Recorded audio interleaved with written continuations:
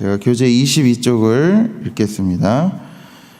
여호수아는 이스라엘 모든 지파를 세겜으로 불러 모아 마지막 고별 설교를 합니다. 그리고 이스라엘의 역사를 일일이 회고하며 다른 신을 섬기던 데라의 아들 아브라함을 부르실 때부터 그 아들들 이삭과 야곱, 요셉과 함께 하시며 애굽에서 백성들을 인도하여 수많은 전쟁 중에도 지키시고 가나안을 정복하게 하신 하나님의 은혜를 선포합니다. 오직 하나님만을 경외하기를 강조하는 여호수아의 선포에 모든 백성들도 그렇게 하기로 결단합니다. 여호수아는 백성들이 아모리 족속의 신들을 버리지 않고서는 하나님을 섬길 수 없음을 다시 강조하며 오로지 하나님만을 섬길 것을 단호하게 선포합니다.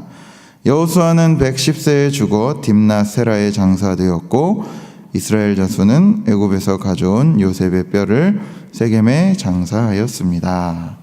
네, 아멘. 오늘은 이제 여호수아 마지막 장입니다. 오늘 이 24장의 말씀을 읽어서 아시겠지만 마치 모세오경을 축약해 놓은 것 같은 느낌을 우리가 받을 수 있습니다.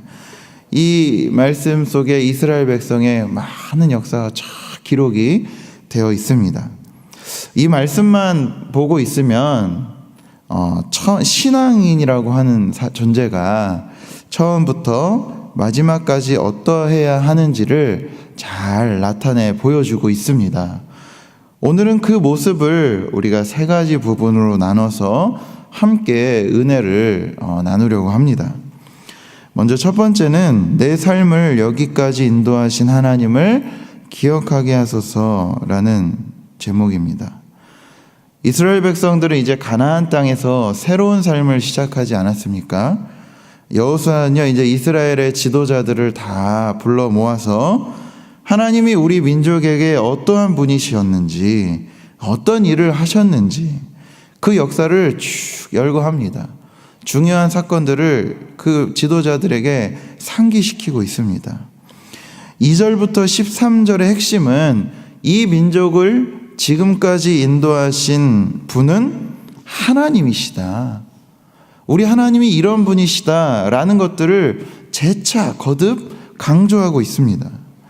이 민족을 향해서 아주 신실하신 하나님, 약속을 잘 지키신 하나님, 이 하나님이 이스라엘 역사 속에서 이렇게 드러났다. 우리 하나님이 이런 분이다 라고 전하고 있는 겁니다.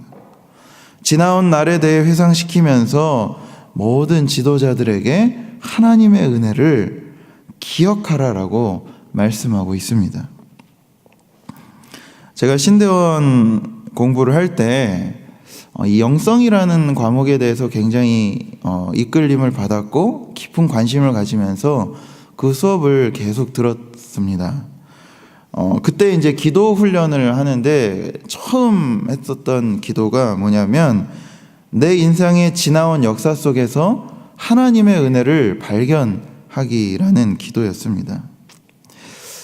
이 단순히 말로 은혜입니다 라는 고백하는 것을 뛰어넘어서 정말로 이 가슴 속에서부터 이게 정말 하나님의 은혜였구나 라는 것들이 발견되는 시간이었습니다. 심지어 제가 매우 힘들고 정신적으로 지쳐서 기억조차 하기 싫었던 그 순간에서도 하나님의 은혜가 발견되자 정말 내 인생의 모든 것이 하나님의 은혜였구나, 은혜가 아닌 것이 없구나 라는 고백이 마음속으로부터 흘러나왔습니다. 제가 배울 때 이 과목을 가르치셨던 교수님께서도 이 기도를 해마다 하신다고 하셨습니다. 그럴 때마다 늘 하나님께서 새로운 은혜를 발견하게 하신다라고 그런 말씀을 해주셨던 기억이 납니다. 그리고 이와 같은 기도를 하는 이유는 이 기도를 하다 보면 자신과 온전히 화해가 이루어집니다. 자신과 화해를 이루지 못한 사람은 또다시 누군가와 심각한 갈등을 일으키고 공동체에 불필요한 오해를 불러옵니다. 자신과 화해를 이룬 사람은 모든 관계 속에서 자신의 모습과 하나님의 형상을 발견하기에 쉽게 분노하며 정죄하고 판단하지 못합니다. 그래서 우리가 매년 이와 같은 기도가 필요한 이유입니다. 더 나아가 우리가 우리의 인생의 모든 순간에서 하나님을 온전히 기억하며 내 안에 어그러진 모습, 우상을 몰아낼 수 있는 것이 기도 가운데, 내 지나온 인생의 역사 가운데 하나님의 은혜를 구석구석 발견하는 일입니다.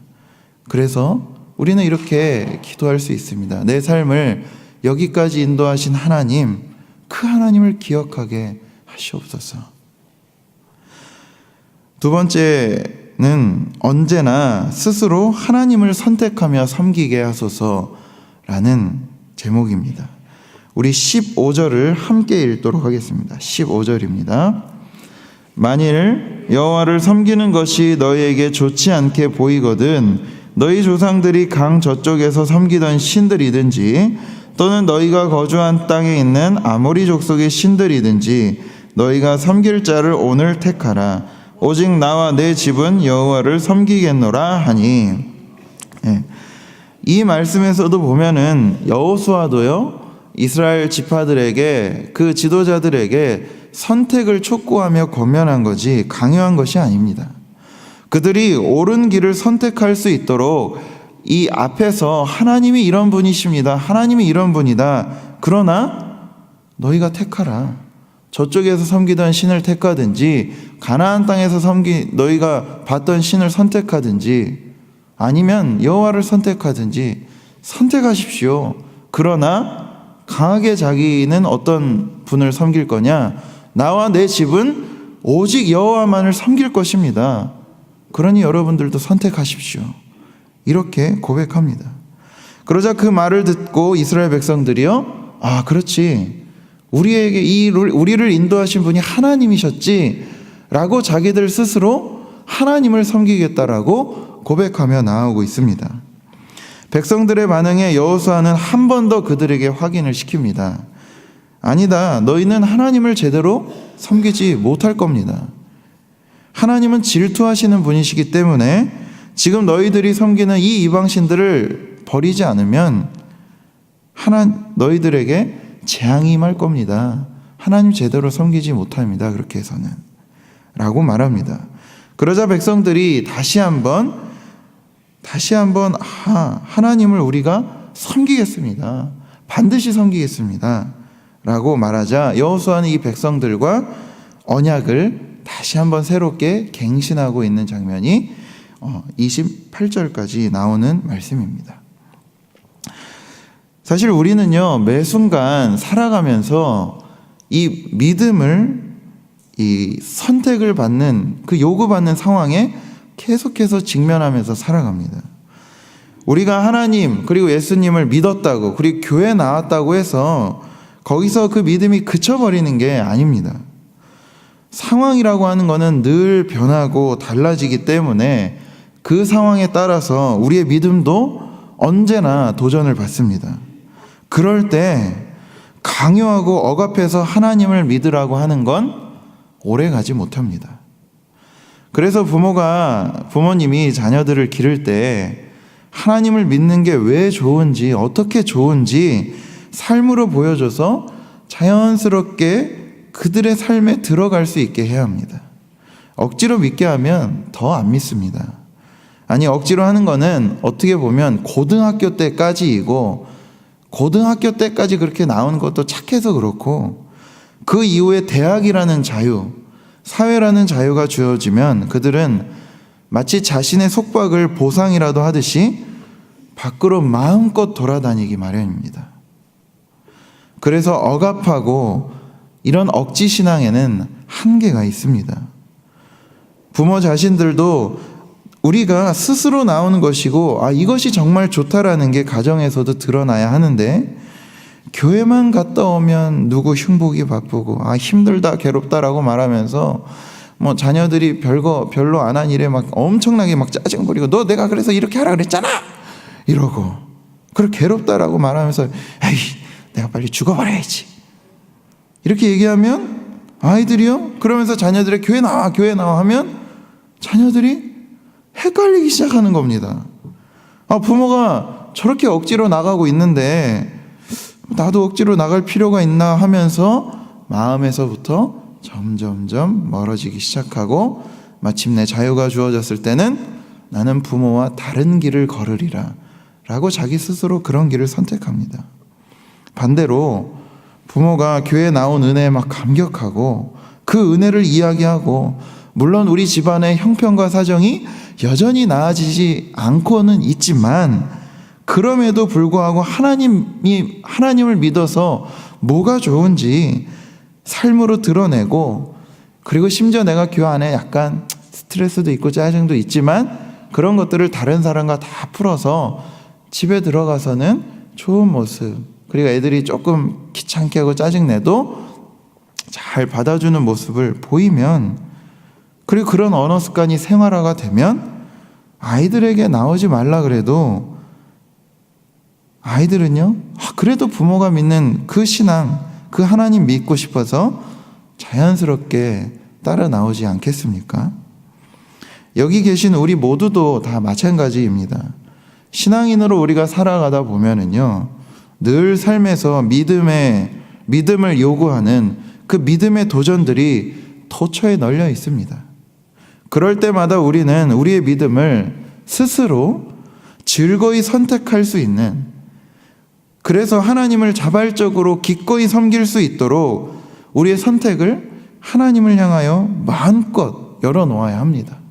동시에 우리 안에 내 스스로 우상을 세워가는 모습이 무엇인지를 돌아볼 줄 아는 신앙인이 되어야 우리도 스스로 하나님을 선택할 수 있게 됩니다. 세 번째는 마무리가 아름다운 사람이 되게 하소서라는 제목입니다. 우리 29절을 함께 읽도록 하겠습니다. 이 일 후에 여호와의 종 눈의 아들 여호수아가 110세에 죽음에. 이스라엘 백성들이요, 이전에 여호수아 이전의 지도자 모세를 불렀던 호칭은 여호와의 종이었습니다. 이 모세가 가만히 보니까 끝까지 하나님의 말씀을 순종하면서 꿋꿋이 그 모습을 이스라엘 백성들도 봤던 거예요. 물론 이스라엘 백성들도 자기의 삶이 워낙 고단하고 힘들고 광야 생활이 워낙 퍽퍽하니까 그냥 눈에 보이는 모세를 막 원망하고 손가락질하고 그랬지만, 훗날 모세를 가만히 돌이켜 보니까 저 지도자야말로 진정 하나님의 종이었구나, 저 사람이야말로 하나님의 사람이었구나 라고 평가한 겁니다. 여호수아도 마찬가지입니다. 오늘도 보니 여호와의 종이라는 수식어가 여호수아 앞에 붙습니다. 이 여호수아가 처음에는 두려움에 떨었을지 모르지만 그가 하나님의 말씀에 온전히 순종하면서 가나안 정복들을 하나하나 해나가는 모습들을 이스라엘 백성들이 곁에서 보았습니다. 그 모습을 보니 하나님의 말씀을 온전히 순종하며 그 마지막 마무리까지도 잘한 사람, 저 사람도 하나님의 사람이었다, 저 사람도 여호와의 종이었다 라고 이스라엘 백성들이 모세와 동등한 존재로 기리고 있는 겁니다. 그리고 그 종 여호수아에게 영향을 받은 후대의 사람들도 하나님을 기억하면서 섬겼다라고 기록하고 있습니다. 여러분, 우리가 잘 아시다시피 신약에 예수님이 십자가에 돌아가셨을 때 그 모습을 봤던 로마의 백부장이 했던 말씀을 잘 알고 있을 겁니다. 마태복음 27장 54절, 그는 진실로 하나님의 아들이었도다. 우리도 우리의 마지막에, 그 마지막에 모든 삶을 다 마무리하고 정리할 때 나를 알았던 주변의 많은 사람들이 이렇게 말해주면 얼마나 좋을까요?